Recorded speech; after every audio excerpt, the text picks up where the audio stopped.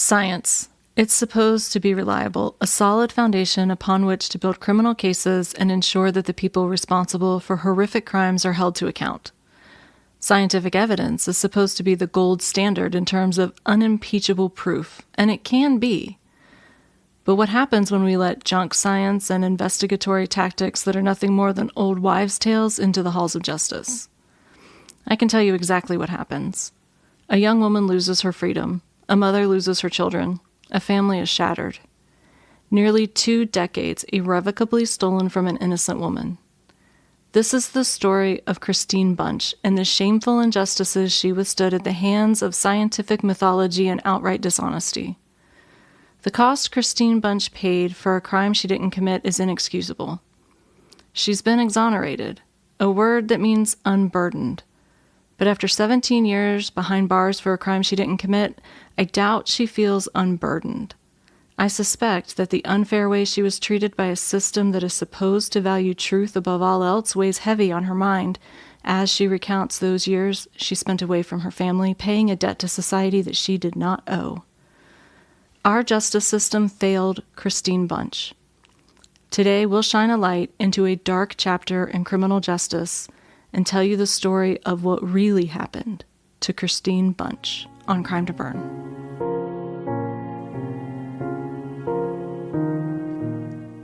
Welcome to Crime to Burn, where we explore the dark, sooty landscape where true crime intersects with arson and criminal negligence.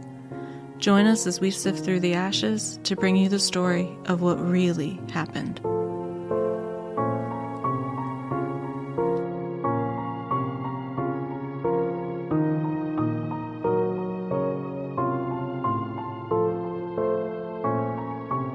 Welcome back to Crime to Burn. I'm April, a fire protection engineer and former firefighter. And I'm a little ray of sunshine in an overcast world. A quick reminder to please leave us a 5-star rating wherever you listen. If you listen on a platform that allows reviews, please consider leaving us even just a short 1-sentence review. Every single review and rating goes a very long way in helping us grow. Other ways you can help us include subscribing to our YouTube channel, following us on social media, including X, Facebook, and Instagram. If you see content from us on any of those platforms, leave us a comment, tag your friend, share it with your stories, put it in your feed, whatever. Doing this helps tell the algorithm to push our content to new people and helps us grow, and that's what we really need right now. And we appreciate each and every one of you that takes the time to interact with our content to help us grow. And as always, if you have constructive feedback, fire stories, case suggestions, or information on any of the cases that we've covered, you can reach out to us at crimetoburn@gmail.com. You got your foot right on the floor, don't you? Yeah. That was nice. That's some East Coast speed there. Do you think they parsed all that? I hope so. The people in Alabama definitely don't they're going to have to listen. But said. you can adjust the speed in the podcast apps, and so they can listen to it on half speed if they need to. You can go slower? Yeah. Oh. All right, before we get into this case, a trigger warning for child death. I'm going to be as respectful as I can be, but if you would rather not hear a story that involves the death of a child, we completely understand, and we'll see you on the next case. I'll see you all later. I'm out. Door slams here. You don't get that option. You have to stay. I must now tell you about Kristine Bunch, a woman worthy of admiration, but not because she made all the right choices in life. Nope, Kristine would probably be the first to tell you that at 21 she had not made all the right choices. But what she was doing was being responsible for the products of those choices.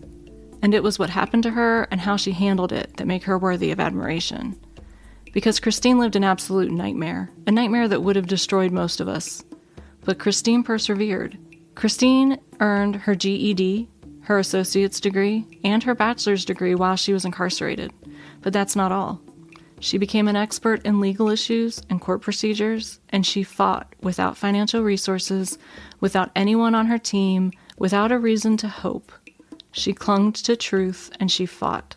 She fought for her freedom after a wrongful conviction, and when she won it, she did not stop fighting.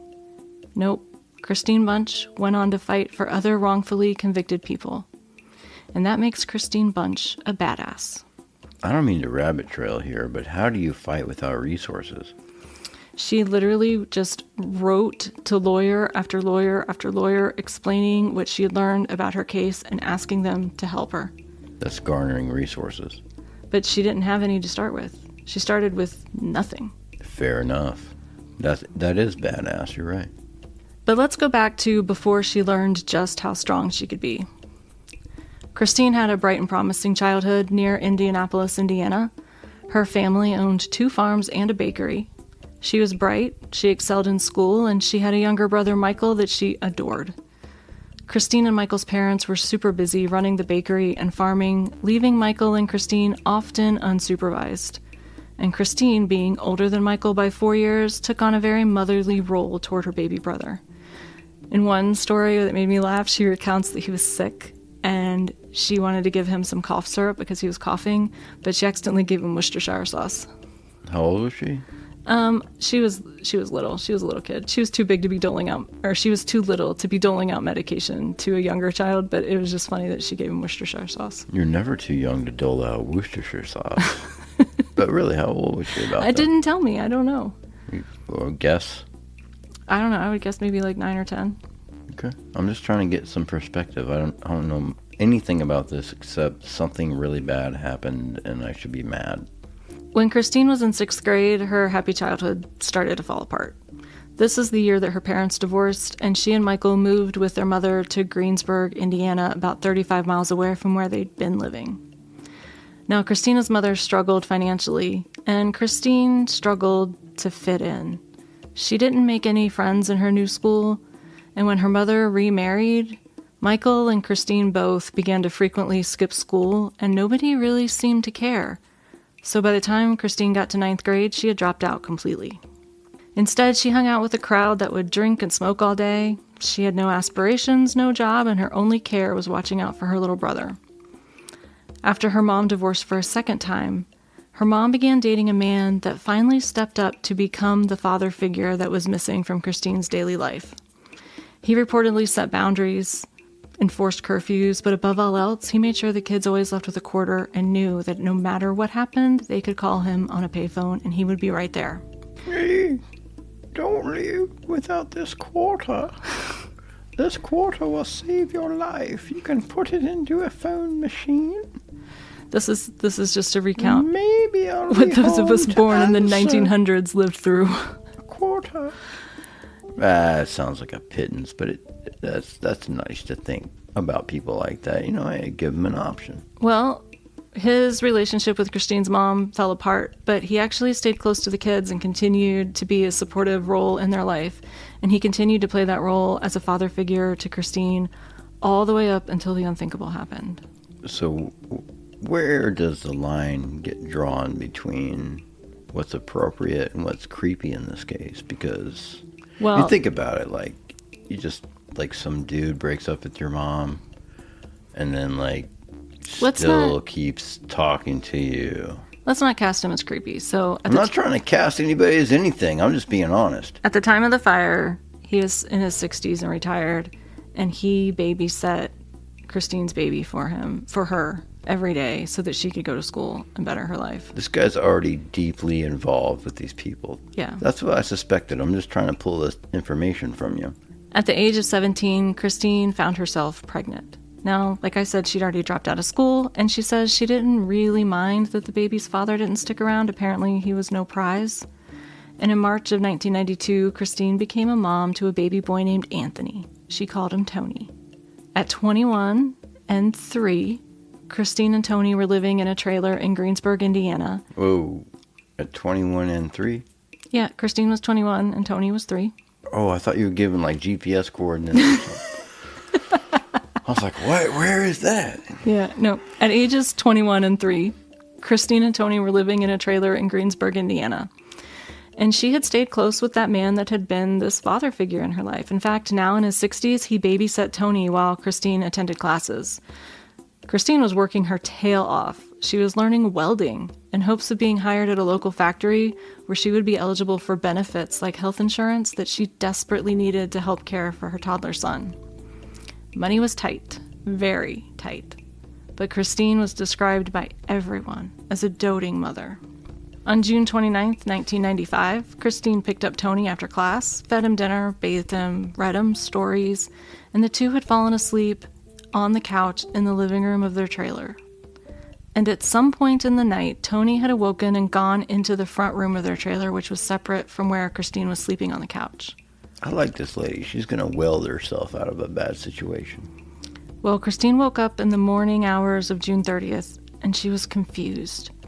It was foggy. Her brain felt sluggish as she tried to parse what was happening. The realization that her home was on fire sent her into action.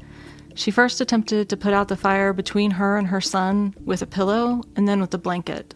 Both efforts were unsuccessful. So she tried to find the fire extinguisher, but she couldn't find it, and the flames were growing. She was confused, likely severely hypoxic from the effects of smoke, and by the time she realized she couldn't put the fire out and the wall of flames separating her from her baby boy were impenetrable, Kristine was frantic. She ran out of the trailer to summon help, and then grabbed Tony's tricycle to break the window into the front room where she thought he was.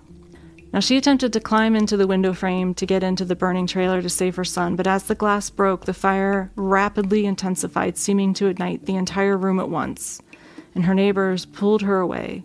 They feared allowing her to enter the home would surely kill her. She escaped their grasp and ran back around to the front door to attempt to re-enter the house, but was pushed back by the flames. Her neighbors continued to hamper her efforts to get to her son because they knew allowing her to re-enter the home would result in her death. Those minutes that she waited for the fire department probably seemed like the longest minutes of Kristine's life. By the time the fire department arrived, the entire trailer was shooting flames 30 feet in the air. They put out the fire, and in total the fire was out within 30 minutes of when Kristine woke up. Now, Bunch was told that firefighters had her son as they bustled her into an ambulance where she was transported to the hospital to be treated for smoke inhalation. She also had burns from her attempts to fight the fire and reach her son.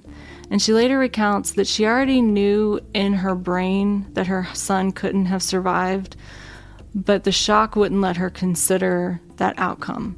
And it wasn't until she arrived at the hospital that somebody told her that her precious Tony hadn't made it. Her baby was gone. And of course, she learned this information while she's in shock. She's hypoxic. She's dealing with carbon monoxide poisoning. She's being treated for smoke inhalation and burns. But the police decided that because she didn't scream or cry or do anything at first that they thought would be appropriate right away when she learned the news, that this was unusual. And then, as the news penetrated that veil of shock and she came to the full realization of what had happened, she did cry. In fact, she cried so much that the police later said, seems like she was acting. Police already believed that Kristine Bunch had committed arson and set her home on fire, intentionally ending the life of her toddler son. But if they wanted a jury to buy it, they were going to need more than just an accusation of acting and some harebrained theories. Unless those harebrained theories could come from trusted experts. That's how you make juries believe the unlikely is credible. That's how you take fabrications constructed out of the exhalations of corrupted investigators and turn them into stone. And I'm not usually this harsh on investigators. I don't believe that most investigators would intentionally and knowingly send an innocent woman to prison, but in this case, investigators behaved in a manner so shockingly underhanded, according to allegations that I got out of court documents, that these investigators don't deserve the benefit of the doubt. They don't deserve to wear the badge. And these investigators that decided that Kristine was an arsonist and a baby killer intentionally looked at the crime scene for evidence that they could manipulate into telling the story that they fabricated. And when evidence came back from the lab that didn't match their theory, they allegedly conspired with a forensic chemist to doctor their report and make it appear that Kristine Bunch was an arsonist and a murderer. They lied in the halls of justice. They manipulated evidence. They sent an innocent woman to prison for 17 years. There are words for people like that, but I'm going to let you come up with your own words for them. I have many synonyms if you need help. But the facts presented here come from court documents. And if they knowingly allowed evidence to be modified to fit their theory, then they don't deserve the gift of anyone's discretion. And if I come across as mad, it's because I am mad. You deserve the gift of my gooch on your nose. By noon the day of the fire, investigators already had their sights set on Kristine as the arsonist and murderer of her child. At 2 p.m. that day, investigators took statements from Kristine at the hospital. Now, these are statements they took from a woman that had just lived through the horror of a house fire, being unable to reach her child, the shock of finding out he had passed away, a woman that was being treated for smoke inhalation and had suffered memory impacting effects of carbon monoxide. And so they made her go through the entire story 3 separate times. And as they did that, some of the details of her accounts reportedly varied. And they wanted to know things like, what were the precise locations and heights of the flames, and where was Tony in the bedroom? And apparently in one of her recountings, she mentioned that she thought the hem of her nightgown had actually caught fire as she was trying to fight the fire. A nightgown that police later determined wasn't singed, and they took that as a reason to presume that she was lying about everything. How long between the incident and the questioning of her? About 5 or 6 hours. Okay, I don't think that's cool at all. No, it's not. I don't think that's even morally okay. Especially for somebody that's suffering from carbon monoxide effects, because carbon monoxide is... You need 72 hours to put those thoughts in order. There's no way that 4 hours or 5 hours or whatever, 8 hours, 10 hours after a situation like that you're going to recount it correctly. You're not done dealing with it at all. You're not done dealing with it for a long time, but you're not even done recognizing what happened. She wouldn't have even physiologically shaken off the full effects of the smoke inhalation at this point. Whoever questioned her at that point was kind of a dick. Yep. And carbon monoxide can affect memory. The fact that her accounts varied as she tried to recall events doesn't surprise me at all, but investigators took this as a sure sign she was lying. She told police that she thought the hem of her nightgown may have caught on fire at one point, but when they looked at the nightgown, it wasn't singed, so they took that as reason to believe that everything she said was a lie. Now, she was later released from the hospital, and at 10 p.m. that night, the police called her down to the station for more questioning. A further dick move. What the fuck, man? She reported to the police station That's harassment. It was. But she reported to the police station barefoot because she had lost everything in the fire and she didn't have any shoes. Jesus Christ.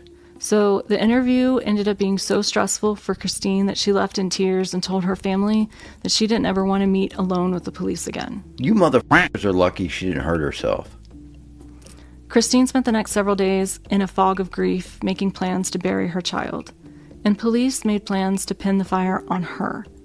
They even reportedly attended the funeral services, watching Kristine, judging her, while she laid her child to rest. Now, this makes me just sad that these people share my f***ing air. The firefighter that had retrieved Tony's body from the fire reported to investigators that the door to his bedroom had been obstructed. Now, he believed that a chair was the likely culprit put across the child's door. Fire investigators determined that burn patterns on the floor indicated an accelerant had been poured on the floor and identified that there were multiple points of origin, which is a common thing that you see in arsons. People tend to not light arsons in one spot. They tend to light multiple fires. That's more effective, efficient.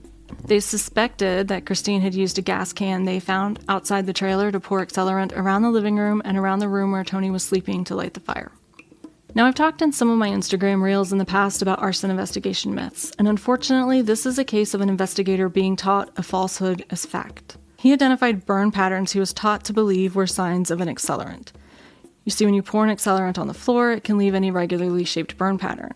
However, these types of irregular burn patterns can be caused in other ways also. Another cause of these types of patterns is flashover. And we have reports from eyewitnesses that when the window to the room was broken, the fire rapidly intensified and the entire room was on fire. That is flashover.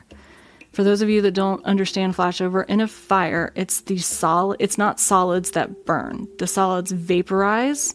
Those vapors come off the solids. They mix with oxygen. And once a fire grows large enough such that all of the fuel load in a room begins off-gassing together and mixes with oxygen in the right concentrations, it can all sort of ignite at once. And to a layman viewing flashover, it's sort of the transition point between when someone might say, there's a fire in that room, to saying that room is on fire. If you've seen a video of a room on fire, you know what I'm talking about. It sort of looks like even the smoke is on fire and pouring out of the room. And it is deadly and intense, and it's an important transition point in a compartment fire. You know, sometimes when you get your picture taken, you see a little red light, and then the flash. Mm-hmm. That's the difference. Yeah. You can see it's happening, right? But then, bam, it does. And there's no mistaking that. There's no mistaking it. So we know that once the window to the room where Tony was sleeping broke, the fire instantaneously intensified and flames were shooting out of the windows all of a sudden. So this indicates to us that this fire has reached a flashover state. Now, flashover can cause those irregularly shaped burn patterns on the floor. The deal is that flashover usually involves a lot of fire at the ceiling level. All those gases ignite at once, and because of the intense and sudden radiant heating, they can radiate heat downwards and create irregularly shaped burn patterns on the floor. So the same kinds of burn patterns can be interpreted completely differently before flashover and after flashover. There's a different duration of involvement, right? Yes. If you saw an accelerant, you'd see immediate involvement, and there's going to be a delay in the flash. Well, even a fire started by accelerant can go to flashover, but you might not. Right, but it's going to be faster, right? It might be. It just depends on the accelerant they use. But the deal is that if you see irregularly shaped burn patterns in a room that hasn't gone to flashover, there's still other things you need to look at before you decide that those are accelerant patterns. But after flashover, you cannot rely on irregularly shaped burn patterns as positive proof of an accelerant. Yeah, because it makes a mess of carbon and stuff, right? Yeah, the other thing that can cause these irregularly shaped burn patterns is when things fall from the ceiling. In fires, ceilings burn. They can fall down and create irregularly shaped burn patterns, or things like bookshelves and stuff can flip over and spill things on the floor that can burn. And then another thing that can create irregularly shaped burn patterns is plastics and polyurethanes. And most of the furnitures and mattresses and things we use now are full of polyurethane foam. And polyurethane tends to melt before it burns. So it'll melt and create a pool on the floor and then ignite, creating burn patterns that look just like accelerant type burn patterns. So investigators can't just look at an irregularly shaped pattern and make a determination. You have to look at so many other aspects of the fire. And once flashovers occurred, a lot of those signature things about a fire become completely unusable because there's so many other things that can cause them that you have to really understand fire dynamics and the physics of fire to be able to pick apart what's left after a fire and make a concrete determination. So there's another important thing to remember when we talk about the sudden intensification of the fire when the window was broken. This indicates another really important transition in the fire. Because there is a sudden inrush of oxygen that allowed this fire to intensify so drastically, that means that this is a point where we transitioned from an oxygen-limited fire to a fuel-limited fire. And this is why firefighters are very careful about where and how they ventilate a fire. Ideally, in a fire, we want as much ventilation as possible because the more heat and smoke we can release, the better the visibility, the safer it is to fight the fire with interior attack methods.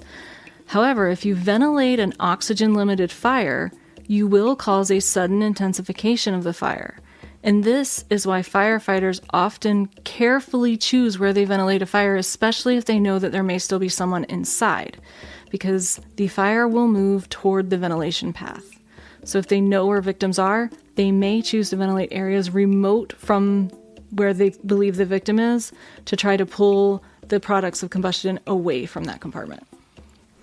So let's talk about a ventilation-limited fire for a minute, because I think most people don't really understand what happens in a fire. So if we have a burning compartment, the fire will ignite, flames and heat from the fire heat up other fuels to the point that they vaporize. That vapor mixes with oxygen into a combustible concentration and then will flame. Now, if you have too rich of an environment, which is where you have too much fuel vapor because there's a lot of heat, but there's not enough oxygen mixed in, it will have the effect of smothering the fire. And it can completely smother it out, but more typically in a house fire where there's still some oxygen getting in, it'll go into a smoldering state. Now, you may have seen this if you have a fireplace with glass doors on it or a wood stove. When you fill up the burn compartment and the wood is burning and then you choke down the air, the fire slows way down and you'll get like a long, slow smoldering. But then when you open it again to add wood in and you get that sudden inrush of oxygen, sometimes you'll get that sort of poof of flames. And that's what happened when they broke the window to the boys' room. So we had a oxygen-limited fire, and now it has all of this oxygen available to it, and it becomes a fuel-limited fire, meaning it will burn until either someone puts it out or it runs out of fuel. Just like backdraft. Similar to backdraft. In a fuel-limited fire, that would be where we have a compartment that's constantly allowing enough fresh air to mix in with the fuel vapors. And so it's only limited by the amount of fuel available. Now, this is interesting in this case because in Kristine's accounts of the fire, in all the accounts I could find, she woke up and it was foggy, and it took her a minute to realize that it was smoke, and then she sees flames after she wakes up. Now, we know the ceiling collapsed, and I don't know exactly where in the timeline that the ceiling collapsed, but we're going to find out later from new fire experts brought in to look at the case that they believe the fire initially started in the ceiling of the trailer, possibly an electrical fire. And the area above the ceiling and below the roof of the trailer, it's not very large, and it makes sense to me that if the fire started there, it would have likely gone to a smoldering fire for a long time until it finally was heated up the structure holding up the ceiling enough that it allowed it to collapse. Now, the thing is, most people don't realize this. The ceiling of a trailer is not usually gypsum board. It's usually these thin panels. They can be metal. Sometimes they're sort of a laminated type of more robust cardboard type of material. It would have burned through and collapsed faster than if it was a gypsum board ceiling. So when the ceiling collapsed in one area, we would have seen a sudden, intense flaming, similar to what we saw when the window broke, but on a smaller scale, as air entered that ceiling area from the living compartment. And as those burning materials fell to the floor, they would have flared up. However, this means that the fire would have been pumping carbon monoxide into these compartments where Kristine and Tony were sleeping for probably a good long while. So Kristine's waking up in a box of burning ass. Right, but she wakes up miraculously, even in the absence of smoke detectors. And I don't know for sure that she didn't have smoke detectors, but in none of the accounts I read did they indicate the presence of smoke detectors. So I believe there was no smoke detectors. Have you ever seen a smoke detector in a trailer? Mm-hmm. Yeah? Mm-hmm. I don't remember. I mean, we probably had some stuck up there, but like... Yeah, I used to babysit for a family that lived in a trailer, and they had smoke detectors. I know this because the battery got low one day, right about nap time, when I was really looking forward to putting the baby down for a nap. And the smoke detector decided, now's my time. Well, smoke detectors always go off inappropriately at the right times. All right, so I don't know if they had smoke detectors. So if they didn't, then the fact that Kristine woke up at all is miraculous because of the amount of carbon monoxide that would have been infiltrating the interior compartments of the trailer during this fire. So by the time she wakes up, she's suffering from severe confusion from hypoxia and carbon monoxide. It would have been really intense. And I'm really impressed that she even had enough wherewithal and adrenaline dump to try to fight the fire at all at first, or look for the fire extinguisher, even though she couldn't find it. And I think a lot of people might look at her and say, why didn't she just get to the baby first instead of trying to fight the fire? But I want you to remember, she fell asleep with him on the couch, and he got up while she was asleep and went into the front room. Now, in some accounts, she reportedly told police she thought he was in the front room, but nowhere does she say she was absolutely sure he was in the front room, and she could have been wrong.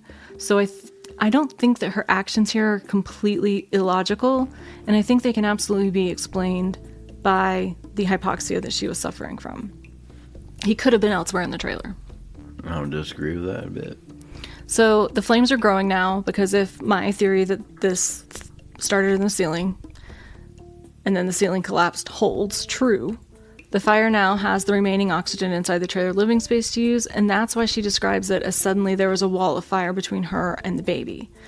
However, these flames are going to quickly use up the oxygen available in the trailer, and just like in a wood stove, they're going to go down to smoldering, but that doesn't mean that it's not going to be, that doesn't mean that the conditions are any more tenable, because the room's going to be full of thick, black, oily smoke. You're not going to be able to see. And remember that the way a wood stove works is it's intended to smolder for a long period of time because of how hot smoldering is. So you're not going to get a relief from the flames. You know, I've been involved in a lot of fires, and, you know, I've kicked open doors and done stuff. Those weren't a flash room. Mm-hmm. They weren't. They were just on fire. They were just on fire. It's different. Like, it's like a birthday candle next to hell or something. It is. And I think a lot of people think that the fact that the fire flashed over after she broke the window means that the conditions inside the house were tenable. They would not have been tenable. We basically would have already had a very sort of small flashover in the above ceiling area when the ceiling first collapsed. And that's what she was likely dealing with when she exited the trailer and tried to get back in from the outside. I've seen those conditions, but not like right in my face, right? So all I can do is imagine. It's way different than looking over a flaming wall or a flaming doorway or something. It's like looking right at the devil's dick. Yeah. So this fire has suddenly gone to flaming for her. So she runs to get her friend that babysits Tony and wake him up to get help. And the fire may have started to die down to smoldering here. And then they break the window. And that's when they get all of that inrush of oxygen that mixes with all of that fuel that's been off-gassing. And that's when we get that flashover. The fire seems to burst out of the windows. And Kristine is still trying to get in and get to Tony, but her neighbors, they were right to prevent her from getting back into that window because she surely would have been killed. And it's worth mentioning that the fire investigators were once taught that you can always tell the point of origin in a fire by determining where the most damage occurred. However, scientific tests have proven that this is not the case. What determines a fire's intensity in a specific location is heavily influenced by ventilation pathways available to the fire. In one study, researchers set compartments on fire with a ventilation opening like a window or a door, and in each case, the fire was started away from the window or door, but in every single incident, the most damage occurred directly opposite of that ventilation opening. And because we know that once the window broke, the fire flashed over, it's likely that the investigators' theories that multiple points of origin, which included points of origin in the child's room, were completely false. That this was just a result of the flashover and the massive influx of oxygen that occurred.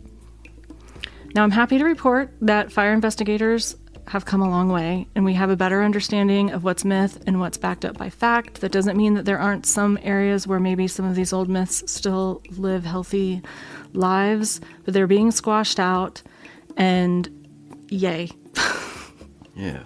Now, one of the things that should have been a major importance here and to fire investigators was the medical reports about Tony's death. If Tony had died of thermal injuries, then it's much more likely that the investigators' theories that Kristine put accelerant in his room and ignited it might have been plausible. But if Tony's airways weren't burned, then that would have indicated that he ceased breathing before his room was really hot and had flames that could reach him. But the original trial court, from what I could find, and I don't have the court records, so I'm reading reports and I'm reading the reports from appeals, but it doesn't appear that the original trial court addressed Tony's cause of death in the trial. Yes. And I'm sure you're going to get to motive. Mm-hmm. Yep, that's next. I'm positively awaiting the motive. Okay. So I know I'm doing a lot of surmising here, and we're going to get to evaluate my analysis of the events of the fire because we are going to be talking about what experts determined as they worked to exonerate Kristine. I wrote this portion that we just went through of the case before I read the expert reports because I wanted to form my own opinions about what I could glean and what would have been important before I read what the experts found because I don't have access to all the photos and all of the data that they have. Fair enough. But fire investigators were certain that this fire was arson and that because the firefighter that retrieved Tony's body from the front room reported that he ran into an obstruction, they believed their working theory was that Kristine had poured accelerant in the living room and the front room, lit multiple fires, and intentionally blockaded the door to Tony's room so he couldn't escape. However, like you said, the ceiling of the front room collapsed, and I don't get a clear picture from any of the discussions of the evidence exactly when it collapsed. But I suspect that the debris that the firefighter actually had to crawl through, because when you're in a fire like that, you cannot see. You can't. You can't see nothing, dude. I don't care if you have a visor on. There's no visibility. I suspect that what he actually crawled over was probably that collapsed ceiling, and later they found a chair in the debris. But remember that a chair in the debris could have been there at the time of the fire. It could have been put there after the fire during overhaul operations. It could have been moved there by fire hoses. It could have been knocked there by the ceiling falling down. Like, there's so many explanations for a chair being near the area of the doorway. Yeah.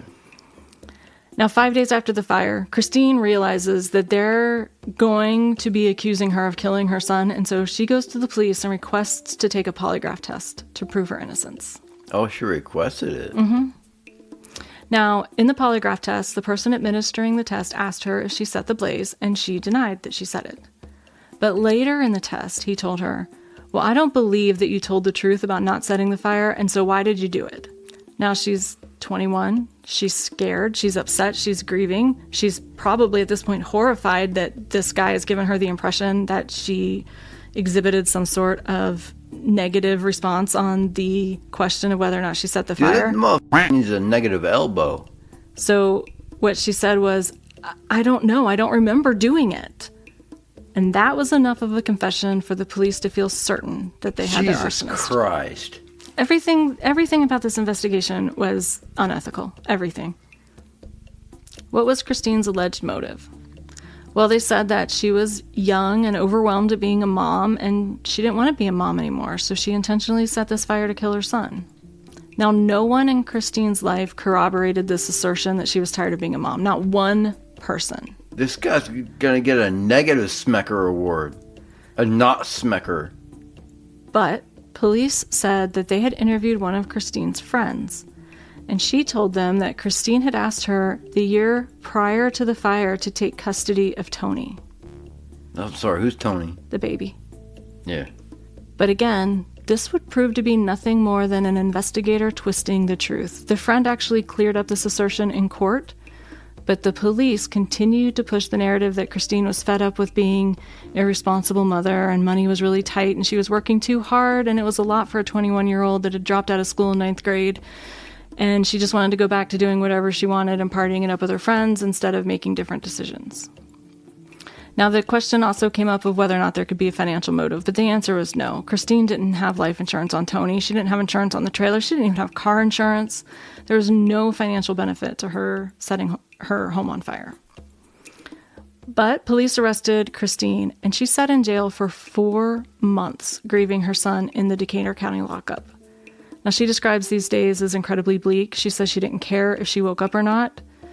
And Kristine was assigned a public defender, and finally, after 4 months in lockup, she was released on bond to await trial. That is brutal. That makes me angry. While she was out on bond, Kristine, struggling to cope with what had become of her life and trying to cope with the death of her baby and the fact that she was facing a murder trial and being accused of being an arsonist, she admits that during this time she self-medicated with alcohol and other substances, and I don't think anyone can really blame her. You better not or face me. And she met a man and had a fling, only to find out later that he was married, but he had gotten her pregnant during that fling. So now she's awaiting trial on murder and arson charges, and she's pregnant. Now, it seems like a really bad situation to be in, but Kristine credits her second son with giving her the will to fight for justice. And not just that, it gave her a reason to live and not give up. And so she said that this child that she never intended to create ended up saving her life. Hell yeah. Now, the prosecutor came to Kristine and offered to drop the murder charge in exchange for Kristine pleading guilty to arson. In return, she would accept a 15-year sentence. But remember, Kristine has just found out she's pregnant.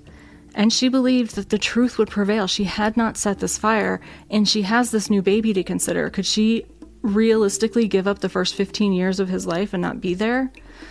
So she decided to go to trial. But remember, she's a single mother, a high school dropout. She's living in a trailer park. And in the court of public opinion, no one was really on her side.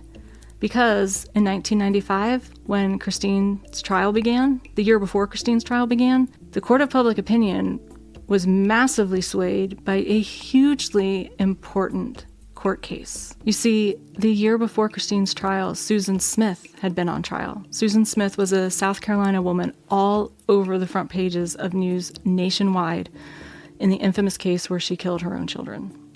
Add to all these cards seemingly stacked against Kristine the fact that her public defender never once been involved in a murder trial, not as a prosecutor, not as a defender. And that's not all. There's one more huge strike coming. 2 days before her trial began, newspapers in the county ran a front page story that said, Bunch told David Motzinger of the Indiana State Police during an interview that she, quote, didn't know, unquote, why she had started the fire. You small town need to start checking your facts way more closely. So they took the statement she had made in the polygraph when she was told that they believed she was being dishonest, and they took it out of context and used it to plaster on the front page to say that she was guilty. Despite the odds stacked against her, Kristine went to trial beginning February 26, 1996. In the prosecution's opening statements, they told the jury that they were not going to be presenting a motive because motive wasn't required for a murder conviction. And we're going to be talking a lot more... Whoa! What the f*** did you just say? Okay, let me try that again. In the prosecution's opening statements, they told the jury that they wouldn't be presenting a motive because motive wasn't required for a murder conviction. No, I heard you. Why is motive not... That's not true, right? Well, I wanted to talk about that. So we talked about in the David Crawford case that the prosecution argued that we don't have to understand someone's motive to believe that they had motive, right? Like, we don't have to agree that whatever they saw as their motive would make sense to us as motive. Yeah, understand and relate are not the same term. Exactly. But the question that you can understand something, it'd be so far removed from whatever you would think of. You could still get it, but be like, no, shame. So, in later appeals, Kristine said that the fact that the prosecution said that and that the jury instructions included that the prosecution didn't have to prove motive shifted... They have to prove motive, right? They have to present motive. It's up to the jury to decide if they proved it or not. Right. Well, that's whether they proved it or not is whether they believe it, right? So you could go to a jury without a motive. You could. If you had concrete evidence, like there's a video and 900 people saw the guy do it. We don't know why he did it, but look here. Look, watch him doing it. But in a case like this, I think motive matters.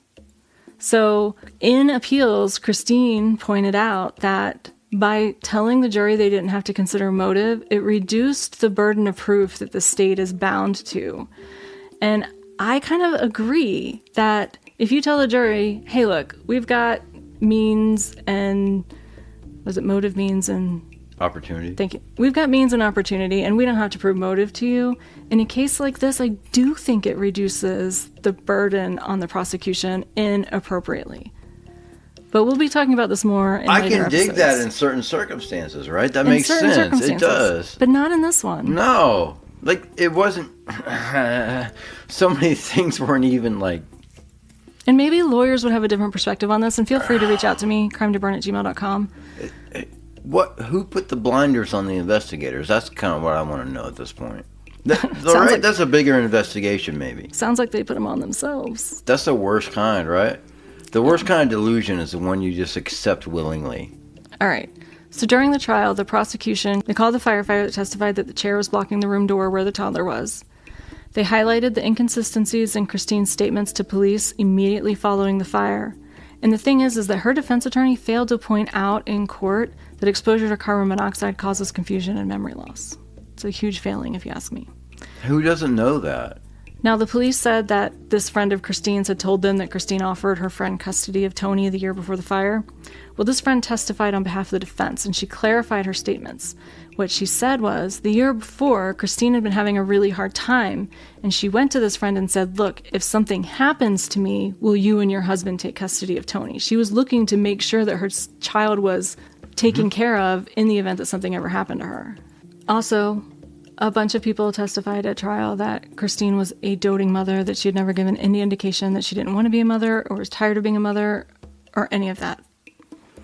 Kristine did tell her attorney that she didn't feel emotionally stable enough to testify at trial, and he agreed. So she did not take the stand in her own defense, which is her constitutional right. And Kristine, when she talks about that trial, she talks about being so emotionally bereft that she says she wasn't even paying attention during most of the trial. Like, she just was sitting there going through the motions. I dissociate during this podcast, and it ain't involving me. Now, the most damning piece of evidence that the prosecution presented was the report produced by a forensic chemist from the Bureau of Alcohol, Tobacco, and Firearms. In this report, the chemist indicated that he found traces of a heavy petroleum distillate in the samples that were taken from both the living room floor as well as the floor of the room where Tony passed. So is it plastic? Well, the defense didn't have the samples independently tested. They didn't hire a forensic chemist to refute the claims of the report. But the defense attorney did bring in their own fire investigator that testified that he disagreed with the fire marshal's office and he believed the cause of the fire was electrical and it started up in the ceiling. Now, the jury deliberated and ultimately came to the unanimous decision that Kristine was guilty of arson and felony murder. A month later, during sentencing, the judge specifically criticized Kristine for, quote, intentionally getting pregnant, unquote, to attempt to garner support, and he sentenced her to 60 years in prison. At the age of 22, Kristine, 6 months pregnant, was transferred to the Indiana Women's Prison. But Kristine was actually innocent. And that expert from the ATF, he'd allegedly colluded with investigators to lie in court and in his report. And we're going to get into exactly what that false testimony he gave was and how it finally came to light on the next episode as we get into Kristine's fight to be exonerated on Crime to Burn. No, I don't think I should have something that nice. Am I on your way now? Yeah, but it feels better. It feels real nice. Just as Sounds awful, let's do it. alien abductees. Apparently I'm going to be an astronaut. What are you talking about? You're Blah, blah, blah, slow, too slow to read. Sounded sparkly. My beard is a home for many birds and other species, sometimes mammals. Our on-air light's not on. We can't work like this. She's pretending to be innocent. She knows the innuendo to which I was referring. Oh, that's better. Yeah, now we can get down to business. Now it feels right. Don't ever do that again. I only said that because you won't let me make the fava bean sound. Slightly intoxicated, but not hypoxic. So by gooch. My oxygen, mine. Door fart. Skinny Chad's friends coming out to play. What were you going to say? I remember. Hey, here's a PSA. The air fryer setting on your stove, it's not the same as a regular air fryer. Don't put bacon in there. Don't put bacon in your stove on air fryer. But the one time we did that, all the smoke detectors on the ground floor of our house went off. And so me, being the smart woman that I am, I grabbed all of them and ran outside with them to try to clear them This is out. so hilarious. So the front door of the house is open. Smoke's like pouring out of the front door of the house.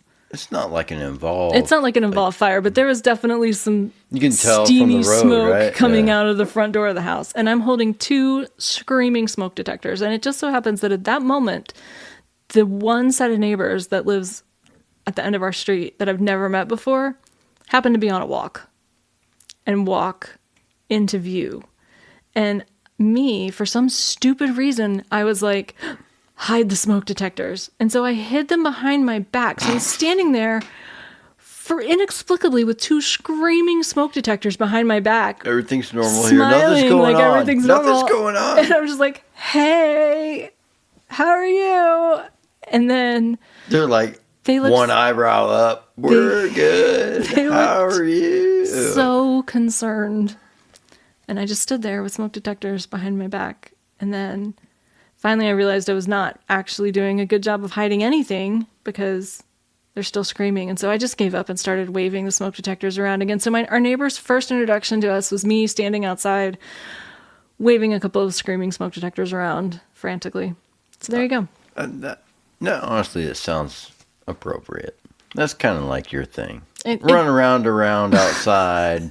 Run around outside with some smoke detectors, flailing about, making a spectacle of yourself. That's like a metaphor for this podcast. Can I apologize and redeem myself at this point? Yeah. Like as a person? Yeah. If Okay. you could drool a little bit when Okay. you say that. Don't lick your teeth, just drool. Balls. Yeah, I think we should bomb rush them.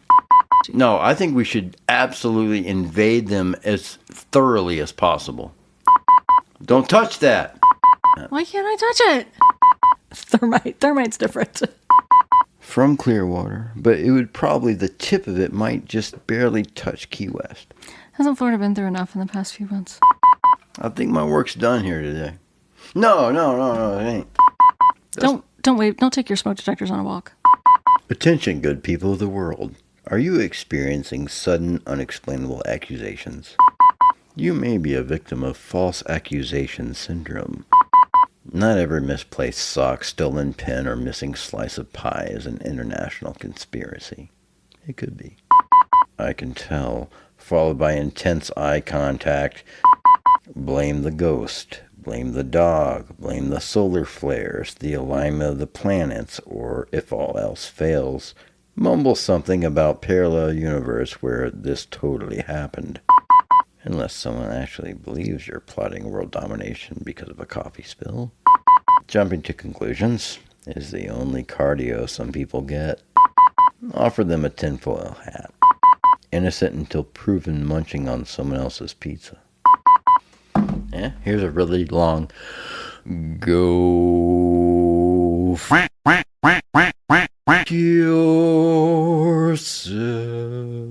It's gonna be a lot of ducks. I feel good about this one because of my stamina.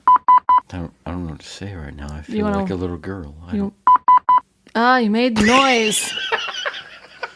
All right. Sorry, it's compulsory. I'm working on it. I love you. I love you. Let's log off.